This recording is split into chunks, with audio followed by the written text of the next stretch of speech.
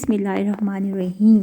अस्सलाम वालेकुम। फ्रूट चाट देखने वालों, सब्सक्राइब करने वालों, लाइक करने वालों पर अल्लाह की बेशुमार रहमतें हों। और आप लोग जहाँ कहीं भी हैं, अल्लाह ताला आपको खुश और मुतमईन रखे। और अगर आप में से कोई किसी मुश्किल से दो चार है तो अल्लाह पाक उसे भी अपनी रहमत से दूर फरमा दे। ओके जनाब, एक तो सबसे पहले मैं आपको ये बताऊं कि मेरा जो चैनल बनाने का एक मकसद है वो ये है कि अभी आप लोग जानते हैं कि सोशल मीडिया बहुत इन नहीं, मैं तो ये कहूँगी कि बाकायदा ये एक जंग है।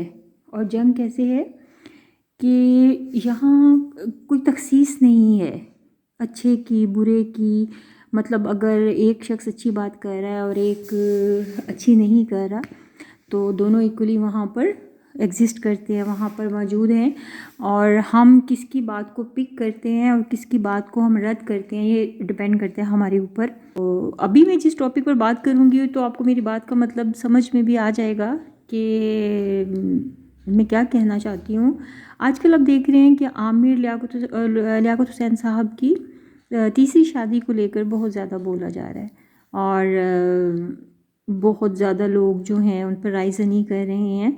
और रायज़नी करना बुरी बात नहीं है, बल्कि रायज़नी लोगों का हक़ होता है, क्योंकि जो भी एक अवामी शख्सियत होता है तो वो आम सा एक बंदा होता है, लेकिन जब लोग उसे पसंद करते हैं या लोग उन्हें अप्रिशिएट कर रहे होते हैं तो वो आम से ख़ास बनते हैं और उनकी एक पहचान होती है। और ज़ाहिर बात है कि आमिर लियाकत हुसैन साहब भी ना सिर्फ अवामी शख्सियत हैं बल्कि उनकी एक अपनी पहचान है सियासत के हवाले से भी और दीन के हवाले से भी कमोबेश।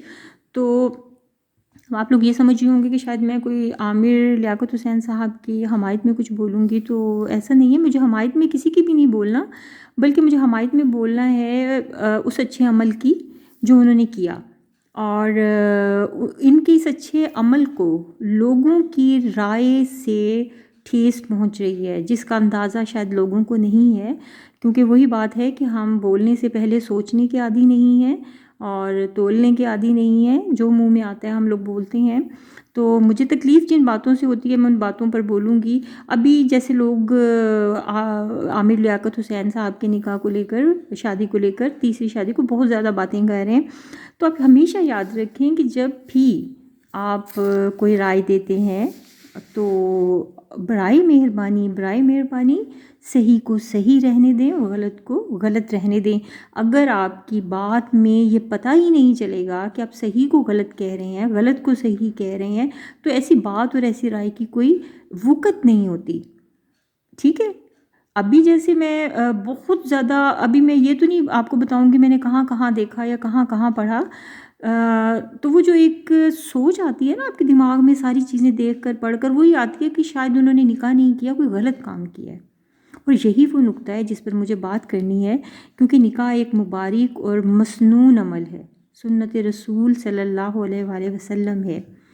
आप हर बात पर तनकीद करें, लेकिन ये सोचकर कि आपके मुंह से निकली हुई कोई भी बात किसी अच्छे अमल और पसंदीदा अमल को गलत ना कह दे, गुनाह जैसा साबित ना कर दे।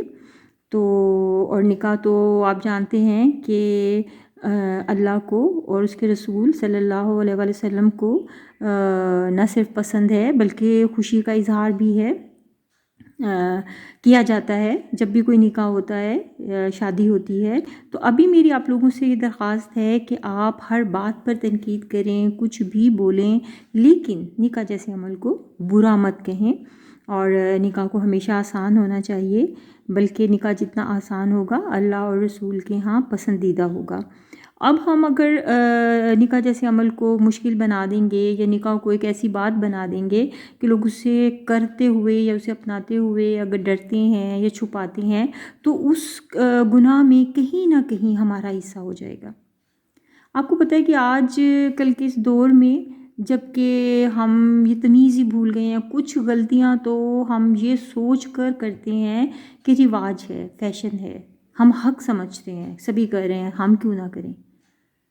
और हम ये बात भूल जाते हैं कि हमें अपने अमाल का हिसाब देना होता है और जो कि हमें देना है हमारा ईमान है। तो हमें सोच समझ कर बोलना चाहिए।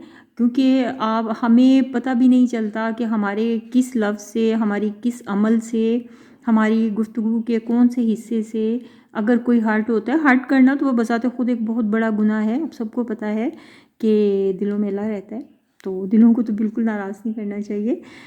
تو گفتگو کریں لیکن احتیاط سے کریں اور سوچ سمجھ کر کریں، اور ایسی کوئی بات نہ کریں جس سے اللہ یا اس کے رسول صلی اللہ علیہ وآلہ وسلم کی کسی عمل کو یا کسی حکم کو کوئی ٹھیس پہنچے.